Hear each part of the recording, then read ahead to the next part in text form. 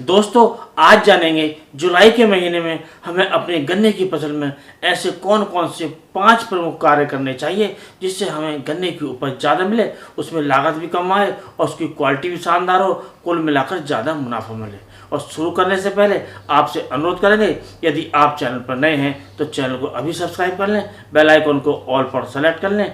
और दोस्तों यदि आप पहले कर चुके हैं तो वीडियो को लाइक करके दूसरे किसान दोस्तों में शेयर करें। तो दोस्तों पहला जो प्रमुख कार्य हमें गन्ने की फसल में करना है, क्योंकि इस समय जो हमारे हर क्षेत्र में लगभग बारिश हो गई है, किसी में 1 बार हो गई है, किसी में 2 बार हो गई है, तो इस मौके को हमें हाथ से नहीं निकालना है। इस समय हमें कोई लंबी अवधि वाला कीटनाशक प्रयोग करना है। यदि हमने पीछे कोई जैसे कोराजन है, फर्टेरा है या बर्टाको है या ऐसा कोई दूसरा कीटनाशक प्रयोग नहीं किया है जिसका असर लंबे समय तक रहे, तो ऐसे कीटनाशक का प्रयोग हमें अवश्य कर देना चाहिए, क्योंकि आने वाले समय में जो टॉप बोरर होता है उसका प्रयोग भी हो सकता है। तो इसलिए उससे बचाव के लिए हमें इन तीनों कीटनाशकों से कोई ना कोई, या आप कोई चौथा भी चुन सकते हैं, कोई ना कोई प्रयोग अवश्य करना चाहिए ताकि हमारी फसल लंबे समय तक सुरक्षित रहे। और दोस्तों दूसरा जो हमें प्रमुख कार्य करना है वो करना है हमें जो पोका बोइंग आता है उससे बचाव के लिए, या दूसरे जो फफूंदी जनित रोग आते हैं उनसे बचाव के लिए किसी अच्छे फफूंदी नाशक का प्रयोग हमें अवश्य कर देना चाहिए। और दोस्तों इनमें हो सकता है जो कार्बनडाजिम प्लस मैनकोजेब होता है, जिसमें कार्बनडाजिम 12% होती है, मैनकोजेब 63% होती है।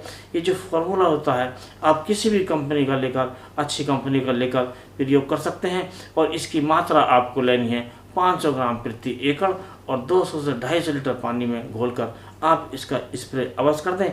यदि आपने ऐसा कर दिया तो विभिन्न प्रकार के जो फफूंदी जनित रोग होते हैं उनसे हमारी फसल की रक्षा रहेगी, जैसे कि पोका बोइंग है। क्योंकि दोस्तों पोका बोइंग भी अब आने वाला है, कहीं कहीं शुरू भी हो गया है। जब मौसम बदलता है, बारिश हो जाती है, मौसम में आर्द्रता बढ़ती है, नमी बढ़ती है, तो इस रोग का प्रकोप ज़्यादा होता है। तो इसका हमें पहले से ही बचाव कर लेना चाहिए ताकि हमारी फसल पूरी तरह फफूंदी जनित रोगों से सुरक्षित रहे। और दोस्तों जो तीसरा कार्य हमें करना है वो करना है अपनी जो गन्ने की फसल है उसमें जो मिट्टी चढ़ाने का कार्य है। यदि आपने मिट्टी चढ़ाने का कार्य नहीं किया है तो आप मिट्टी चढ़ाने का कार्य अवश्य पूरा कर लें। ऐसा करने से आपकी जो गन्ने की फसल है वो गिरने से बच जाती है और भी कई फायदे होते हैं। और दोस्तों इस समय हमें मिट्टी चढ़ाने से पहले कोई जो आवश्यकता हो किसी फर्टिलाइजर्स की, किसी भी सूक्ष्म तत्व की, तो उसका प्रयोग भी हम कर सकते हैं और उनका प्रयोग करके मिट्टी चढ़ा सकते हैं।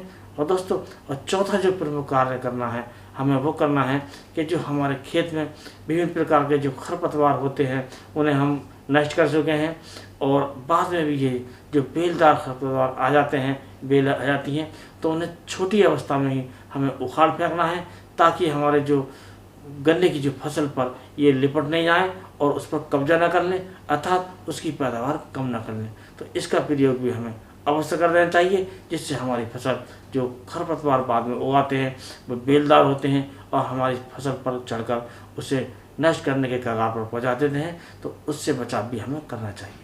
दोस्तों 5वां कार्य हमें ये करना है कि जो हमारे किसान भाई रासायनिक दवाओं का प्रयोग नहीं करते हैं, कीटनाशक दवाओं का प्रयोग नहीं करते हैं, और वो जो रासायनिक खेती की जगह जो जैविक खेती करते हैं, उनके लिए जो टॉप बोरर आता है उससे बचाव के लिए ट्राइकोगार्ड अवश्य लगवा दें। और ये जो कार्य हमें जुलाई के शुरू में ही करना है, जिससे हमारे खेत में जो कीट हैं वो नष्ट हो जाएँ और उसमें जो आता है जो टॉप बोरर वो नहीं आ पाए और हमारी जो फसल शानदार हो। और दोस्तों ये जो 5 कार्य हुए, इनके साथ साथ हमें एक कार्य और करना है, क्योंकि इस समय बारिश होती है, कहीं कहीं ज़्यादा हो जाती है, तो हमारे खेत में पानी खड़ा नहीं रहे, इसका इंतजाम भी हमें अवश्य करना चाहिए। यदि आपने इस प्रकार ये सारे कार्य कर लिए तो आपकी जो गन्ने की फसल है वो शानदार होगी, ज़्यादा उपज देगी, बढ़िया क्वालिटी होगी, इसके साथ साथ ज़्यादा मुनाफा मिलेगा। तो दोस्तों आज के वीडियो में बस इतना ही। अगले वीडियो में नए टॉपिक के साथ फिर मिलते हैं, तब तक के लिए नमस्कार।